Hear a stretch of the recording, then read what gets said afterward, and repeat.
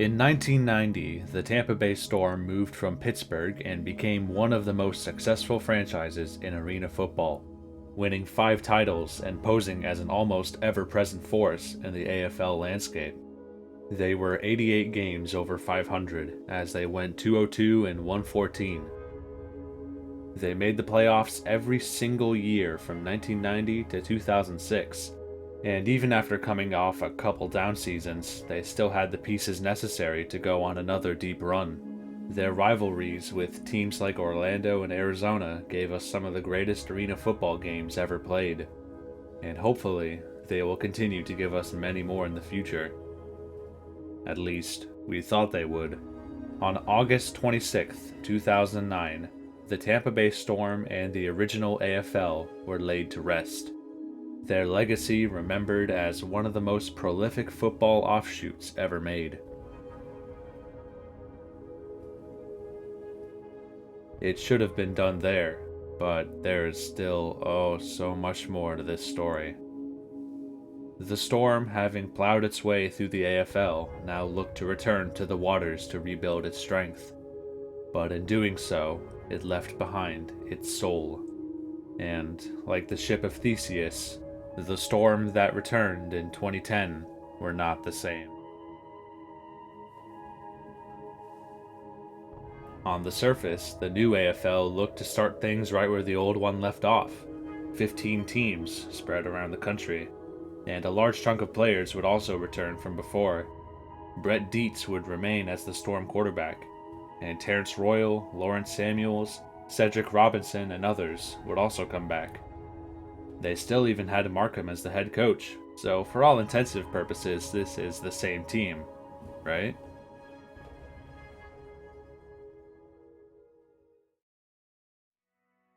Well, after a 2-3 start that had them losing their first game against the Jacksonville Sharks, they would go on another one of their signature tears with an 8-game winning streak that saw them defeat Orlando in their first matchup in the new league. An 11-5 finish gave plenty reason to believe that this team was back, as Dietz would throw for the third most yards in the league, shattering team records with over 5,000 on the season. And new faces Tyrone Timmons and Hank Edwards would rack up plenty of yardage on their front. And so they traveled to Tulsa for their first playoff matchup, which, the Storm totally crushed them by 30 points, which would set up a long-awaited reunion with the Orlando Predators. It's the 6th time these teams have met in the postseason, and the first since '03, and these games have always been a treat. Sure enough, it still remained that way, as the touchdowns came like rain with 56 total points in the first half. But the Storm were able to get in front with 2 late scores, and in the third, they continued that momentum with a fumble return. In the fourth, kicker Garrett Rivas would miss the extra point, and the Predators would push it back to take a 1-point lead. Doesn't this seem familiar? Well, this time it would be Tampa's turn to benefit, as mere moments later they would answer back, and convert the 2-pointer to go up by 7. But of course, the Preds would strike back almost immediately, cutting the deficit to 1. But as Martinez would miss his own extra point, the Storm would win a nail-biting thriller with their bitter rival. See, we can always count on these guys to give us some great playoff games. Hopefully we'll see some more down the line.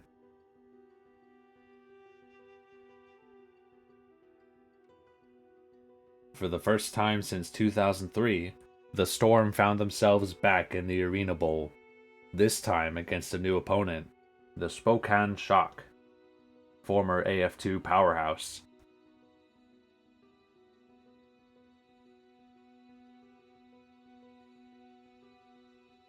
But Tampa, looking for ring number 6, was eager to find themselves with their greatest opportunity yet.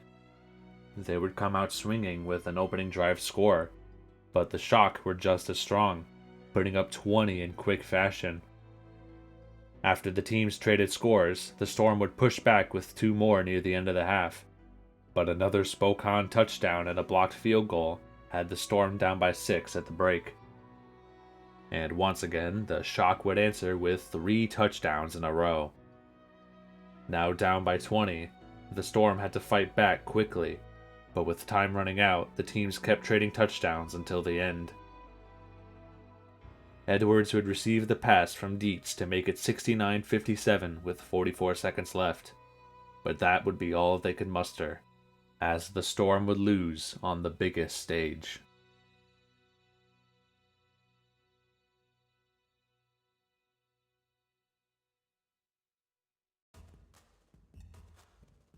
A disappointing end, but for all intensive purposes, 2010 was a success for both the league and the team. Attendance was high for Storm games, and they weren't absolutely bleeding money this time, so that's a win, right? Well, the highs wouldn't last long, as weeks before the 2011 season, Markham would resign as head coach. And, this is the part where it's revealed that Tim Markham isn't really the greatest guy. The winningest coach in AFL history was sued by former owner Rob Nucci for using his work email to forward pornographic and racist materials. Unsurprisingly, he was given the boot, and while many in the organization still looked at him with respect, this development left a permanent stain on his legacy. He would coach in a couple other teams before 2013, where he would die in hospice. And just like that, the man who coached the Storm for 15 years was gone. But don't fret, because we've got another legend coming in. Introducing new team president, Derek Brooks! Well, there's even a new owner, as Jeff Finnick of the Lightning would purchase the team. And with new coach Dave Ewert, the Storm were suddenly looking like a very different squad. Dietz and Samuels would both leave, and in their place, a wide assortment of mid was brought in. The 2011 Storm saw 5 quarterbacks receive significant playing time, with the most prominent being Brian Z. And they even got USF legend Matt Grothe. As for the league itself, there was lots of action, with teams moving around, coming in, and heading out. In the end, the league grew to 18 teams, with a chunky 18-game schedule played over 20 weeks. The Storm would win Week 1 against New Orleans to get up to 96 games over 500, the highest they've ever been, and, as we'll soon see, the highest they'd ever be, as things would quickly begin to spiral for the Storm as they lost 6 of their next 8. At the very least, they were able to get their revenge against the Shock, but the next week they lost to Georgia in a pitiful effort that only saw 4,000 people in the stands. Are we sure this is still a good idea? The team put up the worst offense in the league, but they still remained in the thick of it with the win against Orlando to get them up to 6-7 with 5 games left. And they completely bottomed out, losing 4 in a row to end a brutal season. Right after coming oh so close to another title, they would miss the playoffs at 7-11. It's fine, everything is fine, they just had a down year and they'll be back. Wait, what do you mean the players are striking? Yeah, for most of the 2012 season, a players' association strike loomed over the league, with them wanting their wages doubled. The first game of the season saw rosters filled with replacement players, but many were dragged across the picket line to field competitive teams.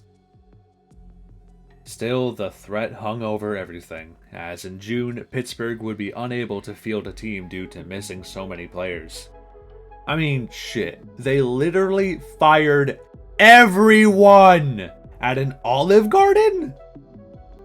Naturally, this would lead to the first forfeited game in league history. It was starting to impact the bottom line, as networks were beginning to show hesitation in broadcasting games, with a match between Milwaukee and Philadelphia not being aired due to concerns of labor uncertainty. However, in mid-June, the league and players were able to reach a tentative agreement, ensuring that they would at least be set for the near future. It was about the most interesting thing in the 2012 season, as the Storm would stumble to another forgettable campaign. Yet another new quarterback, this time in Steve Wazzle, would lead the team to a good start, but this time it was the defense that blew chunks, as the Storm would go on to lose 5 of their next 6. They would at least finish better than 2011, with a crazy overtime matchup against New Orleans to get them over, but an 8-10 record still isn't exactly something worth celebrating. For the first time in their history, the Storm would miss the playoffs in back-to-back seasons. Only 3 years in, things were looking a little rocky. Now the league was down to 14 teams, and they had to make a new agreement with CBS to air only 1 game a week. The Western teams still found great success, but that resulted in an absolutely trash Eastern Conference, with Philadelphia and Jacksonville coming away as the clear favorites. That left the Storm still looking to reassess themselves, but in 2013 they started strong, with wins against Orlando and Spokane. After Week 11, they sat at 7-4, after a wild win in Iowa. Yeah, pretty much everyone from 2010 is gone, but they still had some promising guys in Adrian McPherson, Joe Hills, and Chris Smith.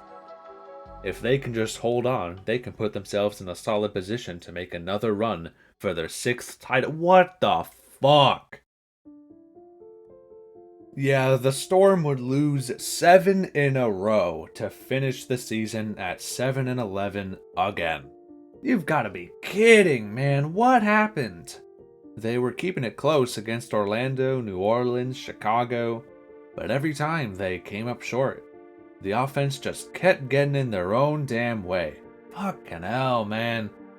Well, better luck next year, I guess. Wait, you're telling me this team made the playoffs? Yeah, remember when I said the Eastern Conference sucked ass? Well, the Storm would somehow get the number 3 seed in the conference with a 7-11 record. Is this even worth getting into? Wowee, they went to Jacksonville and they got whooped. At least they played well enough to keep it close. But still, that's now 8 losses in a row, and predictably Ewert was shown the door right after.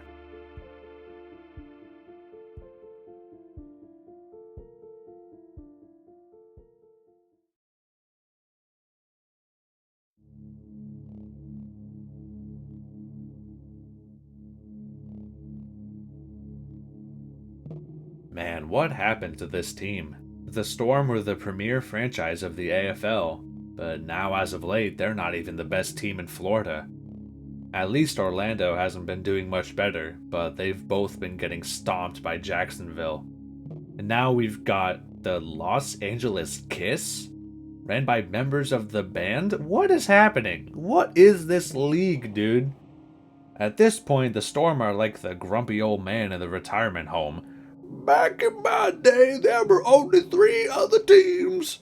Remembering their battles with the Detroit Drive, ignoring the fact that they've been dead for like 20 years now.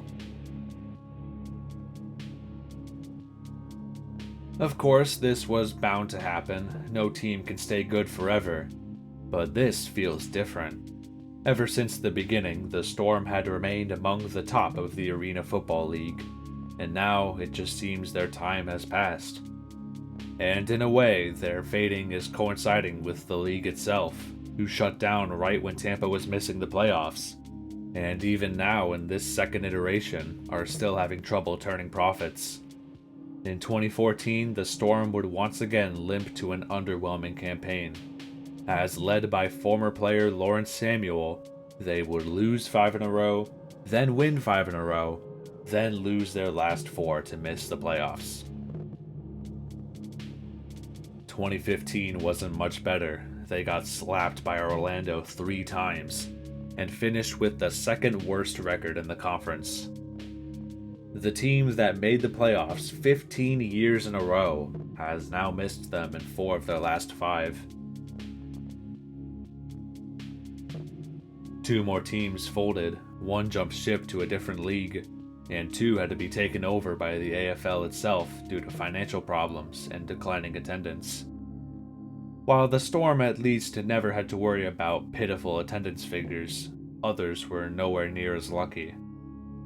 In fact, despite being a disappointing shit heap, the Storm still had the best attendance in the league, as others like Portland, Spokane, and LA were struggling to break 8,000, and New Orleans and Vegas were even lower.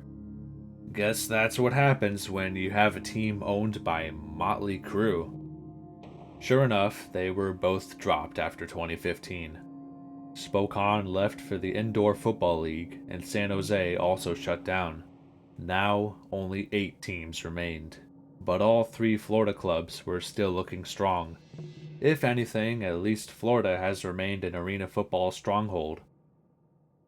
But if there was any hope for the Tampa Bay Storm, it would be completely and utterly obliterated in 2016.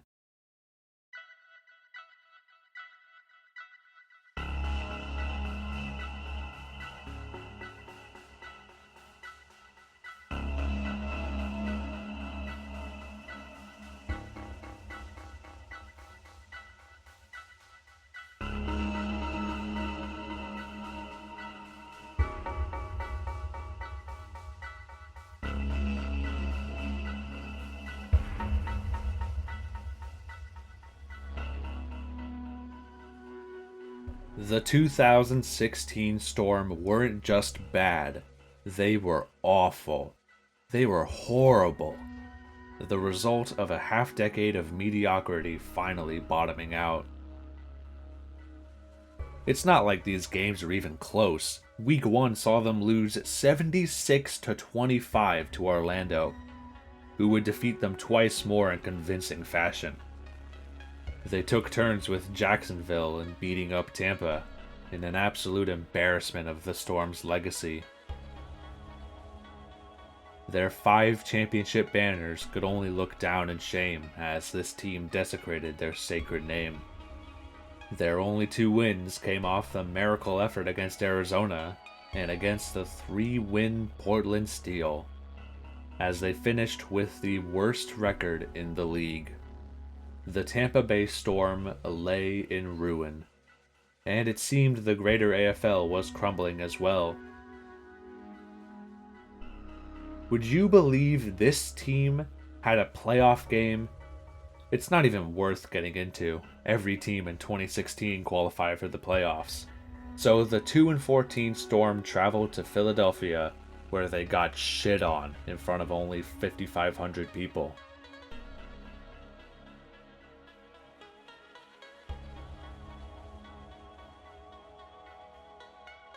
"30 years ago, Jim Foster had a dream to revolutionize spring football with a new, bold way to play the game.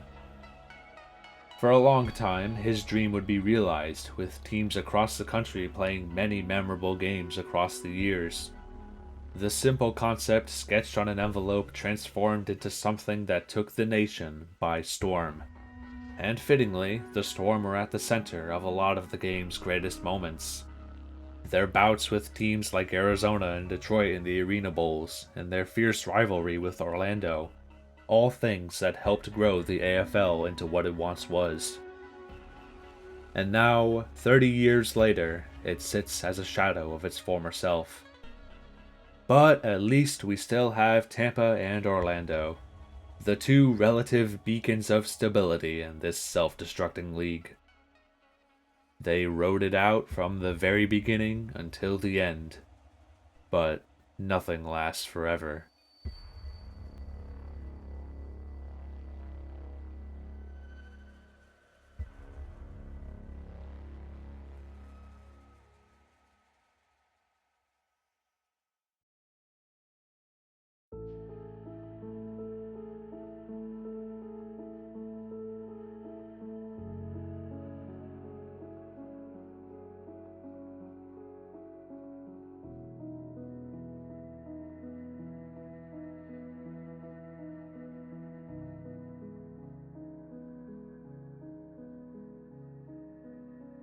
On October 12, 2016, the Orlando Predators announced that they were leaving the league due to disagreements with ownership. Tampa's lifelong rival, their adversary, their partner, had finally left them. And yeah, these teams hated each other, despised each other. But it was also through their frequent dances of passion, through the war on I-4, that we got to see some incredible moments. The playoff matches of the 90s that were always an intense affair, the 95 and 98 Arena Bowls, the drama of Gruden going against his former team in the early 2000s. All of it was gone, and the Storm were left to wander the arena football wasteland alone. Along with Orlando, Jacksonville, Arizona, LA, and Portland would all either leave or fold. The sport, which once hosted 19 teams in the early 2000s, had shrunken to just 3 in 2017, with new teams in Baltimore and Washington to bump it up to 5. The Storm, the last holdouts of the original 1987 teams, were now once again all by themselves, as the other 4 teams were all up in the Northeast. They too were beginning to fade, as reduced revenues and a rising cost of operations were beginning to take their toll. It soon became clear that 2017 would likely be their last season, and after everything they've been through, all the glories and the gloom, the triumphs and turmoils, this team deserved one more chance to fight until the end, and remedy this past decade of disarray by going out with dignity. Family. Love the organization, love the fans. I wouldn't rather be anywhere in the world.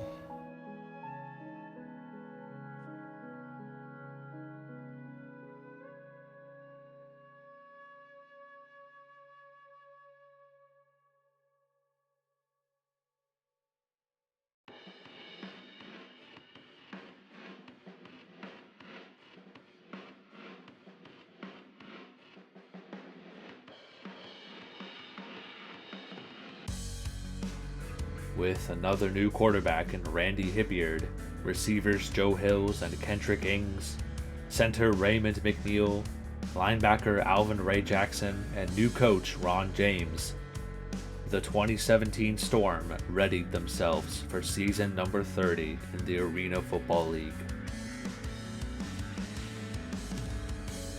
Did they know it would likely be their last? Who's to say? But with the way they would play, it seemed like this team, who was toiling in mediocrity for so long, had a fire lit under their ass.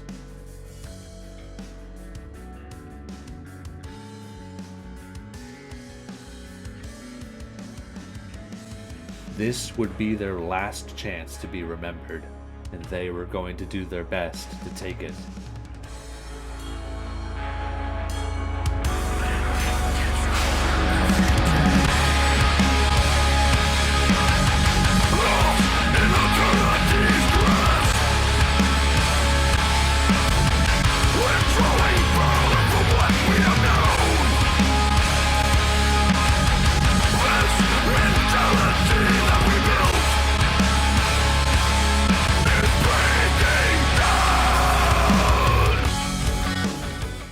With only 4 other teams to play against, the schedule was shortened to 14 games, and on April 8th, they would kick things off with a win against Cleveland.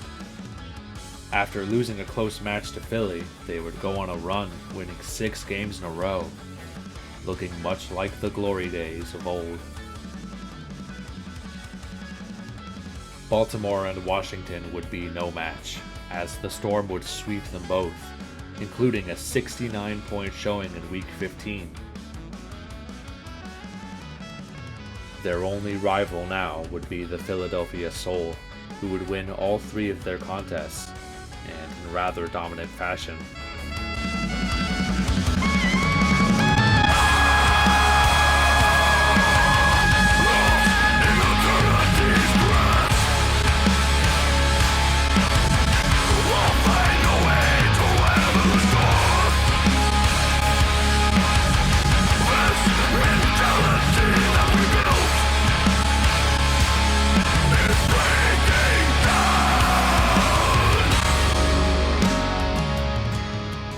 They still pressed on, as despite attendance dwindling, with the Storm only drawing 10,000 people once, they played their best season in years, putting up a 10-4 showing. Randy would win league MVP as he put up 80 touchdowns and 3,500 yards, with the offense having a major resurgence from the previous year.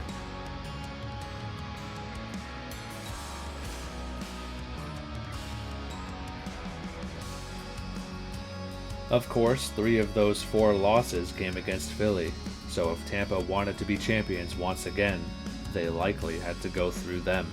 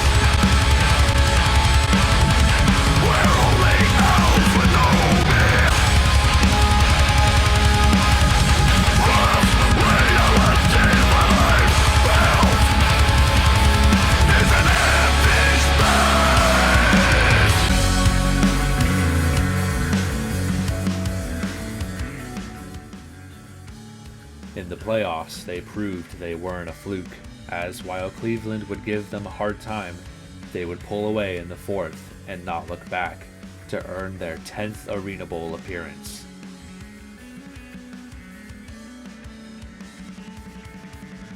Fittingly, the Storm would get to play one last game to determine their legacy. And as expected, it was against Philly, who easily dispatched Baltimore. All those years of great success and dominance, the pains of coming so close only to falter, and the shame of falling so far from what they were, it could all be redeemed on this night.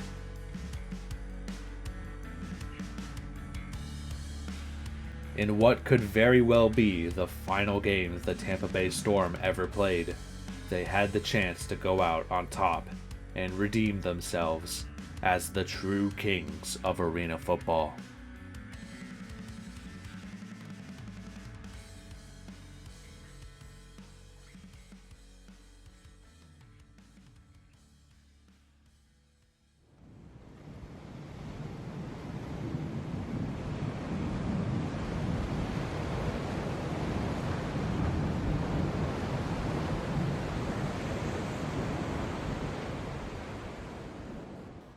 So, on August 26th, 2017, on a brisk summer night in Philadelphia, the Storm would take the field in their swan song.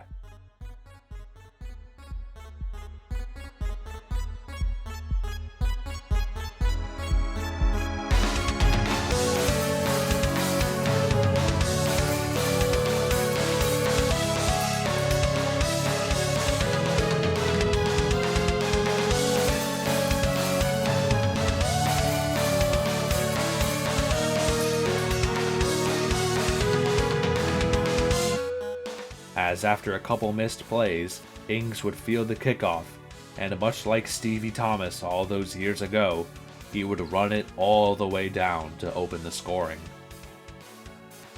It would be the only action in the first, as the defenses would hold firm, but early in the second, Darius Prince would move his team down the field to get the sole on the board. However, not even 2 minutes later, Hippiard would find Hills for 35 yards to get the Storm back in front. And as Philly looked to counter, Jackson would intercept Prince's pass and run it back for 6. Alvin Ray Jackson inside the 10. He brings it back to the house.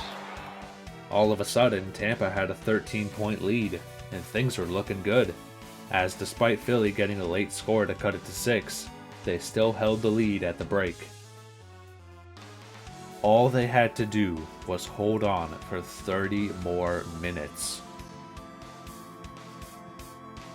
But they would get complacent, as the defense would blow their coverage to let Philly answer immediately. Tampa would get their own score shortly after, but the offense seemed to have lost their spunk, as they were starting to slow down. Come on, man, you can't let Philly back into this. Just lock it down, and you'll be champions. But of course, they couldn't get it done, as over the next 10 minutes, Philadelphia would score twice. And as Tampa tried to respond, Hipyard would be tackled in the end zone for a safety. What was once a 13-point lead was now a 10-point hole. But there was still plenty of time to get back into it, and sure enough, they would run down the field quickly, with Justin Hilton hauling in a catch for 42 yards to get the Storm within 3. But they would give up a big kickoff return to let Philadelphia set up deep. If there was a time for the defense to step up, it would be now. For all the shortcomings and failures of recent memory, the Storm had to earn their glory. The bellowing thunder and rolling winds threw out one last gasp of might, one final showing of their power to get them here.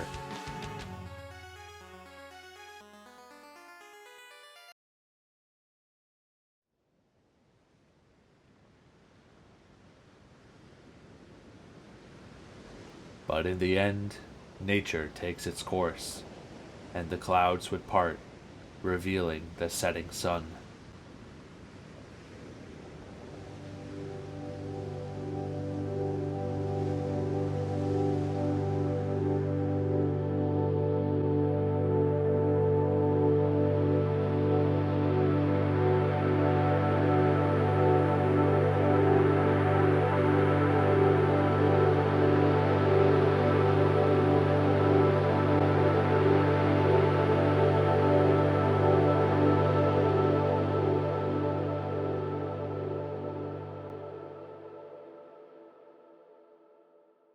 In 2024, the Tampa Bay area was hit with two of the strongest storms in recent memory. Thousands lost their homes, their possessions, their valuables. Some lost everything. The effects of Hurricanes Helene and Milton will continue to be felt in these neighborhoods and communities for years to come. But despite that, despite the absolute devastation from nature's wrath on this earth, when the winds die down, and when the sun peeks through the clouds after a long dark night, that's when you can really appreciate how far you've come, and how you've made it to the other side, damaged but still standing.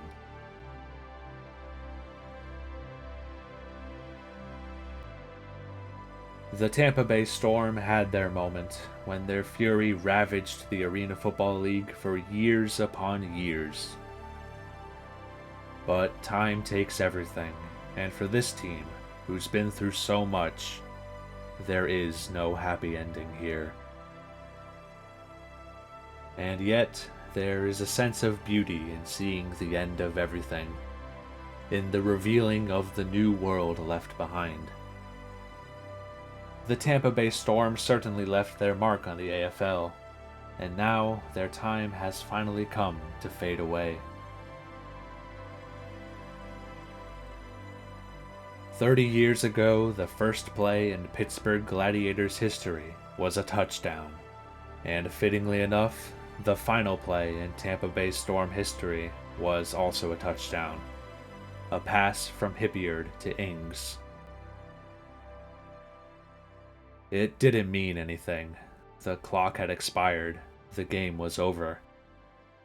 On the biggest night of their entire existence, they came up short. But at least in this way, it was a well-deserved end for this club, as their sun would set on their time in this world.